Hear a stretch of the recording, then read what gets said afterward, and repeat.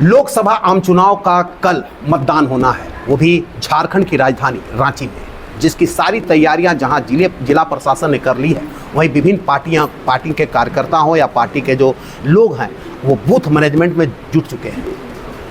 कह सकते हैं देश का ये छठा चरण का चुनाव होने जा रहा है और हमारे साथ इस वक्त हैं भारतीय जनता पार्टी के प्रदेश प्रवक्ता प्रदीप कुमार सिन्हा जी। और हम जानना चाहते हैं कि क्या भाजपा की स्थिति, चूँकि अब बहुत चरण तो लगभग खत्म हो गया, एक चरण और बचा है, क्या स्थिति रहेगी भाजपा की? देखिए, कल जो चुनाव होने हैं जिन सीटों पर, उसमें हमारे प्रत्याशी विजयी रहे हैं। एक गिरिडीह में भी हमारे आजसू के साथी जो हैं उनको जीत मिली थी। तो इस बार हमारी जो तैयारी है, नरेंद्र मोदी जी के लक्ष्य को लेकर हम तैयारी कर रहे हैं कि हर बूथ पर 370 मत बढ़े, साथ साथ वोट शेयर 50% से ज़्यादा का हो, और 400 पार का जो नारा है जो आम जनमानस के मन में बैठ चुका है, उसको हम कैसे मूर्त रूप दे सकें।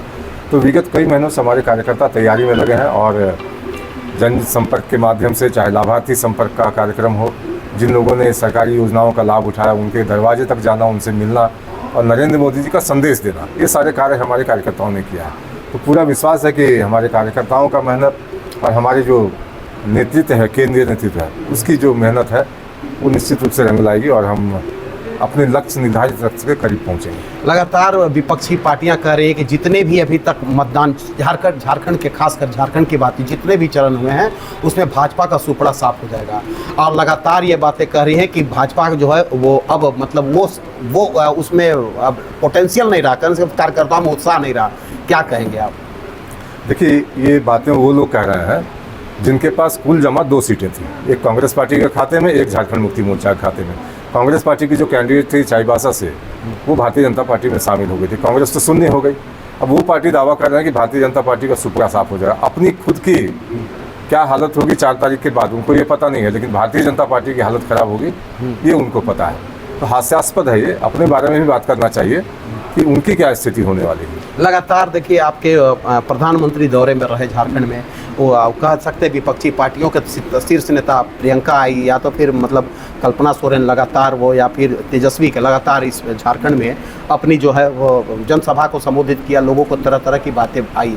ऐसे में क्या लगता है कि कितना छाप छोड़ पाएंगे?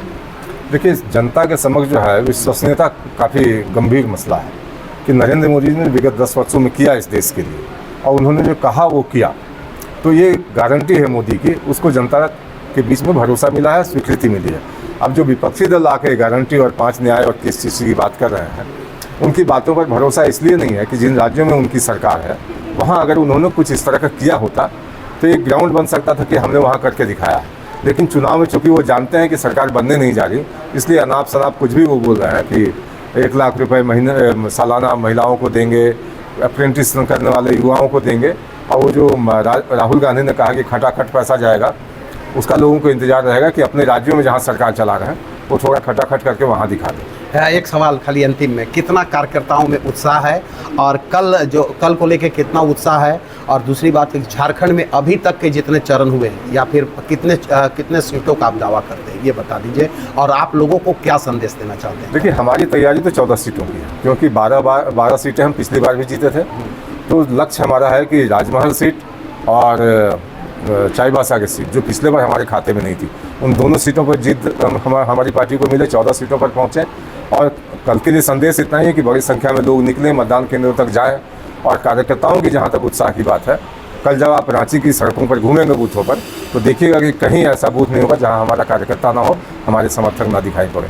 यानी आप मतदाताओं से अपील कर रहे हैं कि घर से निकलें? बिल्कुल, उनको निकलना चाहिए। ये लोकतंत्र का महापर्व है, 5 साल में एक बार अवसर आता है, इसलिए बहुत गर्मी है, बारिश हो गई, ये सब नहीं करना चाहिए, क्योंकि हम कार्यकर्ता भी दिन रात इन्हीं परिस्थितियों में मेहनत कर रहे हैं। तो जिनको घंटे 2 घंटे लाइन लगना है, उनको भी थोड़ी कष्ट सहनी चाहिए देश के भविष्य के लिए। देश के भविष्य के लिए मतदाता घर से बाहर निकले, और बहुत ही ज़्यादा गर्मी है, बारिश हो रही है, ये बातें नहीं, क्योंकि 5 साल का ये महापर्व है, एक बार आता है, तो आप घर से बाहर निकलिए।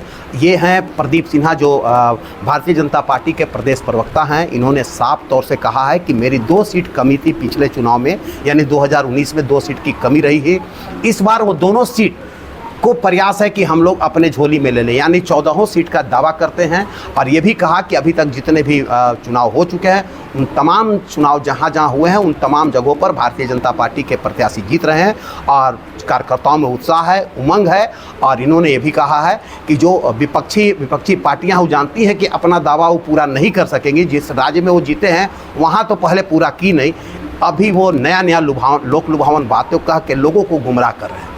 ऐसे में इनका जो दावा है वो कितना सच साबित होगा वो तो आने वाला वक्त तय करेगा 4 जून को। लेकिन फिलहाल बीजेपी के कार्यकर्ताओं का उत्साह, उमंग व काफ़ी जोश है अंदर। कैमरामैन कृष्णा के साथ विकास सिन्हा, रांची।